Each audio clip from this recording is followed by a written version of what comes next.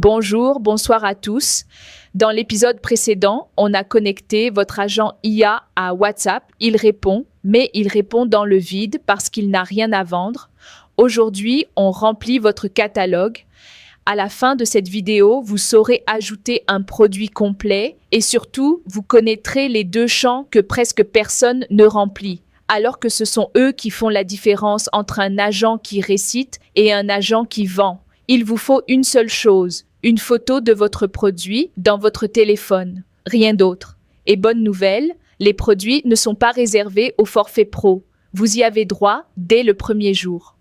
Ouvrez le menu, section Produits et Stock et cliquez sur Produits. Votre catalogue s'affiche. Pour ajouter un article, attention, sur téléphone, le bouton n'est pas en haut de la page. C'est le gros bouton rond vert en bas à droite de l'écran. Appuyez dessus.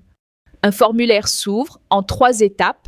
Vous les voyez numérotés en haut. 1, 2, 3. Le nom du produit. Écrivez-le comme votre cliente le dirait, pas comme votre fournisseur l'écrit sur le carton. C'est ce nom-là que votre agent utilisera dans la conversation. En dessous, la référence. L'app vous le dit elle-même. Optionnel, généré automatiquement si laissé vide. Alors laissez vide. Gescap s'en occupe. La catégorie. Ouvrez la liste, choisissez-en une qui existe déjà ou tapez un nom nouveau et elle se crée sur place. Une catégorie bien mise, c'est votre cliente qui retrouve l'article toute seule dans le catalogue. Puis l'image.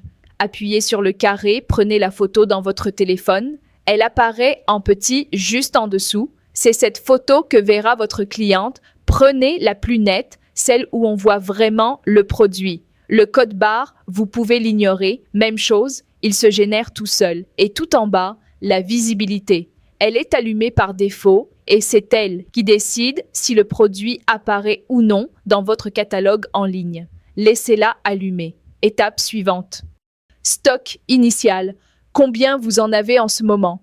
Type d'approvisionnement. Achat personnel si vous l'avez payé vous-même. Ensuite, les prix. Prix d'achat, ce que le produit vous a coûté. Prix de vente, ce que vous demandez à la cliente. Prix catalogue, ce qui s'affiche dans votre boutique en ligne. Et puis il y a un champ qui s'appelle dernier prix. Celui-là, écoutez-moi bien, c'est le plus important de tout le formulaire. C'est votre prix plancher et il est réservé à votre agent IA. Il ne le donnera jamais de lui-même.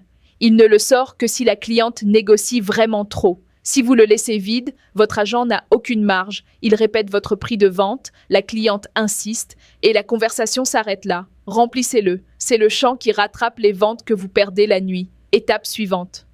2 champs. Ils sont marqués optionnels. Ils ne le sont pas vraiment. La description, à quoi ressemble le produit, sa taille, sa matière, ses couleurs. Vous n'avez pas envie d'écrire? Le bouton générer avec l'IA le fait pour vous. Lisez ce qu'il a écrit et corrigez si quelque chose est faux. En dessous, instruction IA pour le bot WhatsApp. Ce n'est pas la même chose et c'est là que les gens se trompent. La description dit ce qu'est le produit. L'instruction dit comment le vendre, à qui le proposer, quand le mettre en avant, quoi répondre. Là aussi, un bouton le rédige à partir de votre description. Un produit sans ces 2 champs, votre agent le connaît de nom et le vend mal. Avec, il en parle comme vous en parleriez. Terminé. Le message apparaît en haut. Produit ajouté avec succès. Votre article est dans la liste. Et il est déjà dans votre catalogue en ligne. Vous n'avez rien à publier, rien à valider. Rendez-vous à l'épisode suivant. On partage ce catalogue. Parce qu'un catalogue que personne ne voit, ça ne vend rien.